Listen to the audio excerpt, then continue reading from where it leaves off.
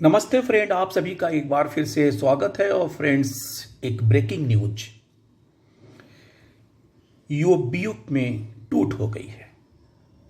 और आखिर EOBU united forum of bank union से divided forum of bank union हो गया।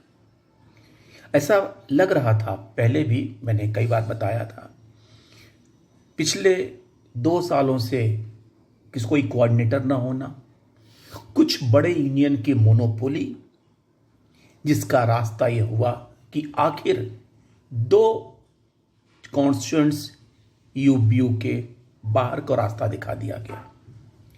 Officially United forum of bank union ने 2 यूनियंस को, एनओबीडब्ल्यू और एनओबीओ को ऑफिशियली रिमूव कर दिया। इस आशय की सूचना यूओबीयू ने आईबीए को भी देगी कि हमारे जो 9 कॉन्स्टिट्यूएंट्स यूओबीयू के थे, उसमें से अब केवल 7 कॉन्स्टिट्यूएंट्स रह गए हैं। एक और खबर के अनुसार कि जो व्हाट्सएप ग्रुप था यूओबीयू का, जिससे आपस में कम्युनिकेट करते थे, उसमें से एनओबीओ और एनओबीओडब्ल्यू को श्री रूपम राय ने उसमें से हटा दिया गया था। इस बारे में एनओबीओ और एनओबीडब्ल्यू ने इस बारे में बात कर रहे थे कि हमारे रिप्रेजेंटेटिव को व्हाट्सएप ग्रुप से क्यों हटाया गया। और in the meantime UOBU officially removed NOBOW and NOBO. UOBU में 9 कॉन्स्टिट्यूएंट्स थे: AIBA, AIBOC, NCB, AIBA, BEFI, INBEF, INBOC, NOBW and NOBO. और अब केवल 7 कॉन्स्टिट्यूएंट्स रह गए, जिसमें से एनओबीडब्ल्यू और NOBO are no longer its constituents unit. UOBU said that NOBW and NOBU are no longer constituents units due to organizational reasons। ये हवाला दिया है कि ये मामला तो तभी उठ गया था जब एनओबीओ और एनओबीडब्ल्यू की डेलीगेशन भारतीय मजदूर के संघ मिलके वित्त मंत्री से मुलाकात किया था और उन्होंने अपने ज्वाइंट सर्कुलर रिलीज किए थे। उसमें जो मुद्दे थे, 5 डे बैंकिंग, बैंक का रिटायरीज के बारे में सारे मुद्दे थे, और उनका ज्वाइंट सर्कुलर रिलीज हुआ था। फिर उसके बाद आपको याद होगा कि डीएफएस ने भी आईआर, इंडस्ट्रियल रिलेशनशिप मीटिंग के लिए सभी यूनियन को कॉल करने का, रिकॉग्नाइज यूनियन को कॉल करने के लिए एक रोस्टर बनाने को कहा था कि क्वार्टरली मीटिंग किया जाए, एक मैकेनिज्म डेवलप किया जाए जिससे कि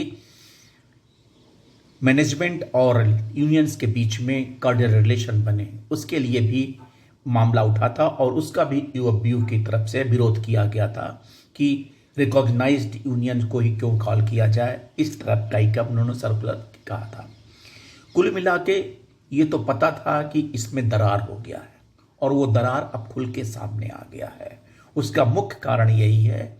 इसीलिए जब एनओबीडब्ल्यू के उसमें लीडरशिप में एनओबीओ एनओबीडब्ल्यू ने 17 अगस्त को 5 डे बैंकिंग के लिए मार्च का प्लान डिक्लेयर किया, अनाउंस किया, तो यूओबीओ ने तुरंत अपना डिमॉन्स्ट्रेशन का प्रोग्राम 12 अगस्त को दे दिया।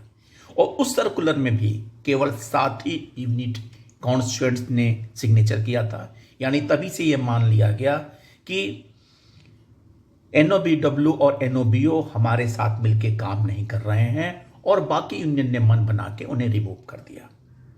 कुल मिला के ये स्थिति अच्छी नहीं है कि जब हम यूनाइटेड होकर कुछ नहीं करा पा रहे थे, तो हम टूटने के बाद क्या करा पाएंगे। और सबसे बड़ा रीजन है कि आधिपत्य, मोनोपोली करना। और जो बिग लीडर्स हैं, आप नाम लेने की जरूरत नहीं, आप सब समझते हैं, उनको ये नागवार गुजर रहा है कि कोई हमारे सामने सर उठा के खड़ा हो सके, जाके वित्त मंत्री से बात कर सके, वित्त मंत्री को कन्विंस कर सके। तो ये नागवार गुजरा। हालांकि खुद कुछ नहीं कर सकते, लेकिन दूसरे सर उठाएं, ये भी अच्छा नहीं है। आपस में यूनिटी ना होने से UOBU useless forum of bank union के साथ साथ अब divided forum of bank union हो गया और उसकी शक्ति नेचुरली थोड़ी कम जरूर हो जाएगी। देखिए, ये ब्रेकिंग न्यूज़ था, मैंने आपके साथ शेयर किया। आगे क्या होता है, क्या रणनीति बनाता है यूएफबीयू, क्योंकि निकट भविष्य में 13 बाइपार्टाइट सेटलमेंट के बारे में नेगोशिएशन होना है।